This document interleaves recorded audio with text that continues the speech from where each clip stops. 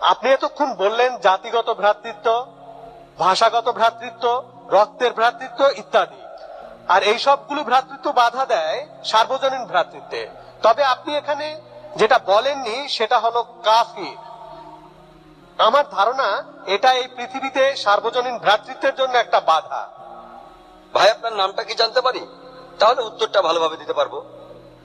Professor নিরোদ, ভিভেন্ডি college.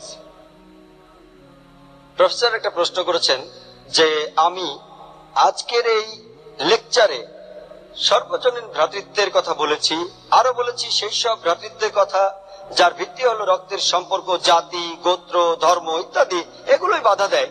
তবে আমি এখানে কাফির সম্পর্কে কিছুই বলিনি। এই কাফির হলো একটা আরবি শব্দ। এই শব্দটা এসেছে কফ থেকে, যার অর্থ গোপন রাখা, গোপন রাখা, লুকিয়ে রাখা, অন্য অর্থ প্রত্যাখ্যান করা। আর ইসলাম ধর্মে এই কাফির শব্দটা এর অর্থ কোন ব্যক্তি যে ইসলামের সত্যকে গোপন বা প্রত্যাখ্যান করে।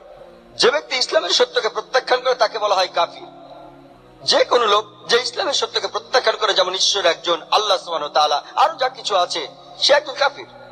যে কোনো ভ্রাতৃত্ব সর্বজনীন বিশ্বাসের ভ্রাতৃত্বের পাশাপাশি আর ইসলামের ভ্রাতৃত্ব যদি অন্য কোনো ভ্রাতৃত্ব হয়ে থাকে, অন্য কোনো ভ্রাতৃত্ব, এমন কয়েকশো ভ্রাতৃত্ব হতে পারে, কোন এলাকার উপর ভিত্তি করে ভ্রাতৃত্ব হতে পারে, সেটা ইন্ডিয়া হতে পারে, পাকিস্তান হতে পারে, আমেরিকা, এই সব অন্যান্য ভ্রাতৃত্ব, যে সব ভ্রাতৃত্ব সর্বজনীন ভ্রাতৃত্বের মতো একজন সৃষ্টিকর্তায়, একজন ঈশ্বরে বিশ্বাস করে না, সেগুলো এখানে বাধা দেয়।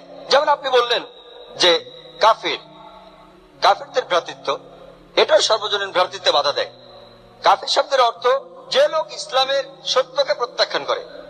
অনেক অমুসলিম আছে যারা আমাকে প্রশ্ন করেছে, আর এই প্রশ্নগুলির জন্য আমার একটা ভিডিও ক্যাসেট আছে, কেন মুসলমানরা আমাদের কাফির বলে নিন্দা করে। কথাটা তাদের কাছে খারাপ লাগে। আমি বলি কাফির একটা আরবি শব্দ, যার অর্থ কোন ব্যক্তি যে ইসলামের সত্যকে প্রত্যাখ্যান করে। এটা একটা আরবি শব্দ। যে ব্যক্তি ইসলামের সত্যকে প্রত্যাখ্যান করে, এই শব্দটা যদি বাংলা করেন তার অর্থ দাঁড়ায় অমুসলিম। তাহলে যে লোক অমুসলিম যে ইসলামের সত্যকে প্রত্যাখ্যান করে তাকে বলা হয় কাফির। এই শব্দটাকে বাংলা করলে তার অর্থ দাঁড়ায় অমুসলিম। তাহলে যদি বলেন অমুসলিম কোন লোককে কাফির বলবেন না, সেটা আমি কিভাবে করব?